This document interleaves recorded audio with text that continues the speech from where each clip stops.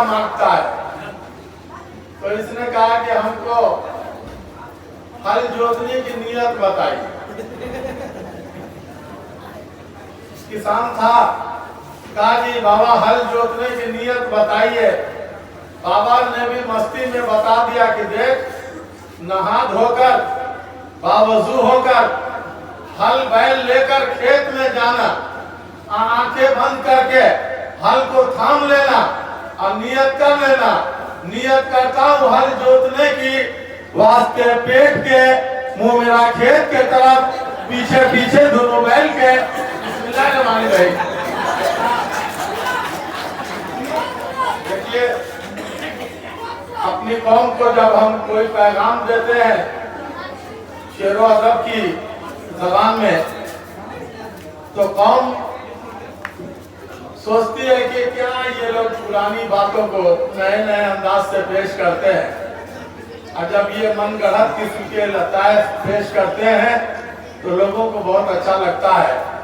आइए एक नियत और मैं सुनाता हूँ। एक आदमी कव्वाली सुनने के लिए गया, अब बार बार जो है 10 का नोट निकाल निकाल करके कव्वाल को दे रहा था, झूम रहा था। तो किसी ने कहा कि इसने नियत कर लिया होगा कि नियत करता हूं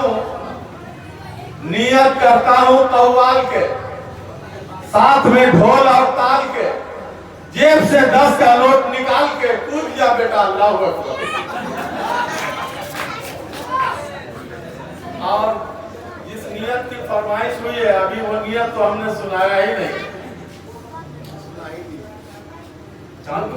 पंचायत के चुनाव के टाइम एक नेताजी मगरिब की नमाज पढ़ने मस्जिद में पहुंचे। इमाम साहब गौर से देख रहे हैं, कहा कि मौलवी साहब क्या गौर से देखता है, रह गया मौलवी का मौलवी। गौर से देखने की क्या जरूरत है, कभी देखा नहीं। मौलवी साहब ने कहा कि तुम तो कभी जुमा में भी नहीं आते हो, इधर जुमा की नमाज होती है, उधर तुम ब्लॉक में फाइल लेकर के घूमते रहते हो कि कहां से कुछ आमदनी हो। मगरिब में कैसे आ गए, रॉन्ग नंबर लग गया, धोखा से आ गए, उतरा गए हो। उसने कहा कि आपको इतना भी नहीं मालूम है कि मैं चुनाव लड़ रहा हूँ बैगन छाप से। मैं मस्जिद में इसलिए आ गया कि दिन भर दरवाजे दरवाजे घूमते घूमते थक गया था। वजू के बहाने हाथ मुंह धो लूंगा, चेहरे से गर्दो गुबार साफ हो जाएगा, कुछ थकावट दूर हो जाएगी, और वजू करते करते कुछ वोटर को पटा लूंगा कि चाचा इस बार जिताइए, आपके दरवाजे पर सोलर लाइट पक्का इंशाल्लाह। तो मस्जिद में अगर कोई भाई वादा कर देगा इंशाल्लाह कर देगा तो धोखा नहीं देगा। तो मौलवी साहब ने कहा कि अच्छा सियासी नियत लेकर के आए हैं, तो जब तकबीर कह ली जाएगी मैं कहूँगा अल्लाहु अकबर, तो आप भी अपनी सियासी नियत कर लीजिएगा। नियत करता हूँ मुखिया के चुनाव की, वास्ते इंदिरा आवास के कमीशन के, मुंह मेरा ब्लॉक के तरफ, पीछे पीछे पंचायत सेवक के, अल्लाहु अकबर। हज़रात, 4 मिसरा में पैगाम की सूरत में दे रहा हूँ। आजकल हम लोगों की तहरीक है कि शादी को आसान करो और निकाह को सस्ता करो।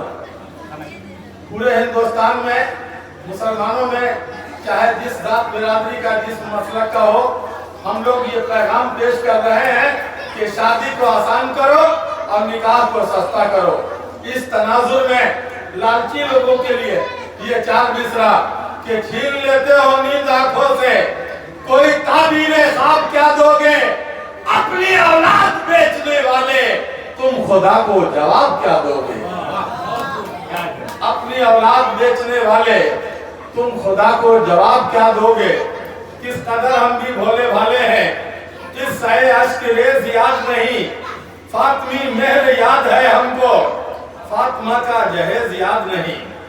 हज़रात, अभी रमजान गुजरा है, रमजान में बिल्कुल सस्ता फल हम लोग जो है तरबूज बहुत ज्यादा खाते हैं, इसलिए कि सस्ता भी है और आसानी से हजम भी हो जाता है, हर जगह अवेलेबल और उपलब्ध भी हो जाता है। एक शायर ने, हमारे जानने वाले हैं किस्मत सिकंदरपुरी साहब, उन्होंने तरबूज की अहमियत और फजीलत पर कुछ शेर लिखे हैं जो मुझे बहुत पसंद है। शुगर का आर्जा हो तो तरबूज खाइए। जो लोग तरबूज खाते हैं बस वही लोग ये शेर पसंद करेंगे। आजकल शुगर और बीपी का मर्ज बहुत ज्यादा हम लोगों के लिए जानलेवा बना हुआ है।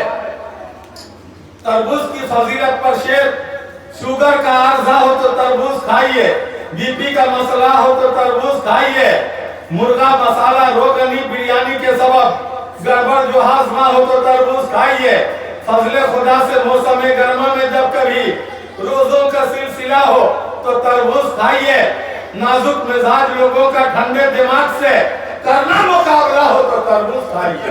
क्या कहते हो भाई, क्या बीवी मियां के दरमियान 10-20 साल से जारी मुकदमा हो तो तरबूज खाइए, खाकी बदन का धूप की पुरसोज आंच ने पानी घटा दिया हो तो तरबूज खाइए। क्या कहते हो, बहुत अच्छे, बहुत अच्छे। जहनी तनाव रहता हो अगर बात बात पर गुस्सा भी आ रहा हो तो तरबूज खाइए। फीकी ज़बान को आपकी सच्ची मिठास का मकसूद जायका हो तो तरबूज खाइए। इंसान और पानी के माबैन जब कभी कोसों का फासला हो तो तरबूज खाइए। केला अनार सेब भी खाने के बावजूद कोई ना फायदा हो तो तरबूज खाइए। बहुत अच्छे, मरना कोई कमाल नहीं आजकल जनाब, जीने का हौसला हो तो तरबूज खाइए। बहुत। हम लोगों को अब इजाजत दीजिए कि दफ्तर उश्ताक में लिख लीजिए मेरा पता। नाम है मेरा मुज़क्किर, थे मेरे वालिद जिया, घर मेरा जाले जिला दरभंगा है, जो करे इनकार वो भीख मंगा।